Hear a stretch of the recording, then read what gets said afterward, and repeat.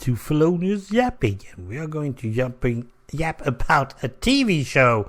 If you're not familiar with The Man from U.N.C.L.E, back in the 60s there was a detective thing from, I think, 64 to 68 or something like that. Several seasons of it at least, with Robert Warren as Napoleon Zolo and David McCallum as Ilya Kuryakin. The agents had numbers on them as well. I think it was Han Solo had 11, and Ilya Kuryakin had, I don't think, 2. I think, if it was the other way around, because I always fancied that Napoleon Zolo was the big one. He was the man from U.N.C.L.E. I know nothing about the movie from 2015, so that's it.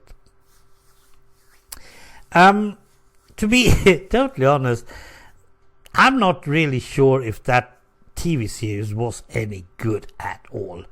But to me, that was something that came with Swedish color TV. Yeah, suddenly we were buying that type of material from the United States. Now remember, in Sweden we only had one TV channel at the time, so anything that went on, yeah, that was what you had to see, whether you liked it or not. And this one was actually one of the biggest things for me. There were several other ones. We had The Saint from Britain, with Roger Moore, who was driving around in a Volvo. Oh yes. We had something called a man called Drake. I'm not totally sure if it's Paul Drake or something like that, but they were black and white, and we didn't like that. Perhaps we did. Now most of these new TV series was built on the premises of some secret organization, in this case U.N.C.L.E. Later we also had Get Smart, which was just a comedy series about the same things, but that was just fun. And of course it all started with Ian Fleming's James Bond. That's what it all was all about. James Bond, on the other hand, was in MI5, if I'm not totally mistaken, and that's not a secret society as such. Now, why am I talking about the U.N.C.L.E?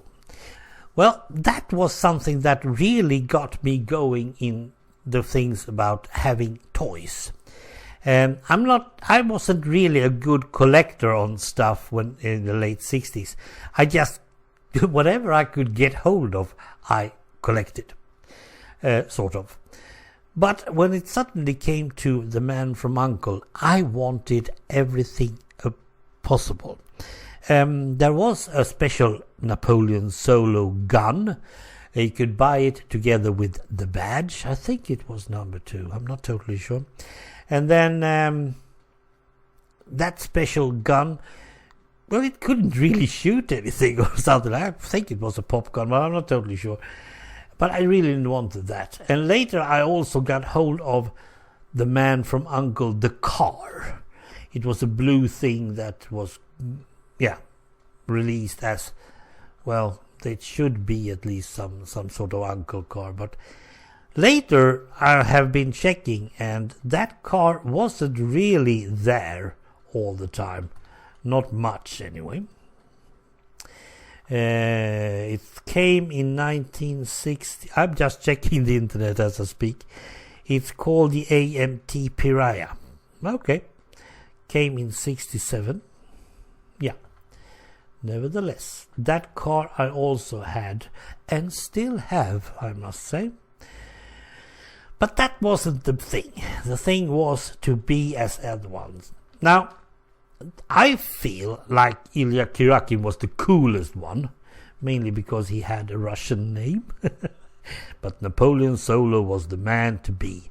And the badge, the thing with the globe and that stuff, I really liked that one too.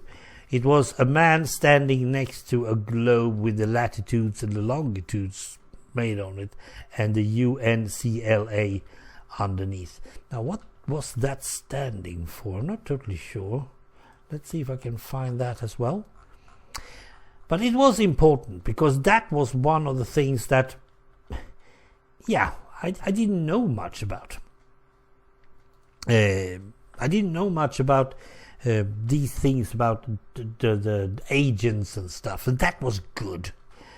Let's see if I can find... No, I can't find it. Oh, yes. United Network Command for Law and Enforcement. It doesn't really say anything. I never learned that when the one was going. Let's see. The first season was in black and white. And the rest of the 3 season was in color. And it was the colored one we could see. So that started it, and that also got me back on reading other stuff than just the old youth things.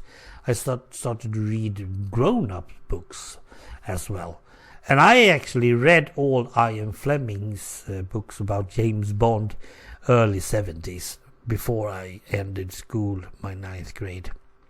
So I think The Man from U.N.C.L.E. has more of an impact on my youth than I think, because every time I see a picture from those days, and even if I see both David McCallum and Robert Warr nowadays, they have been on several TV shows since then, and they're still good actors.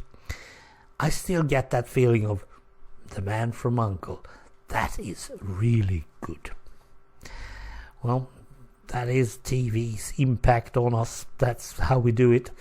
Some is actually yapping about a 10-year-old TV show called Lost. We never know about it.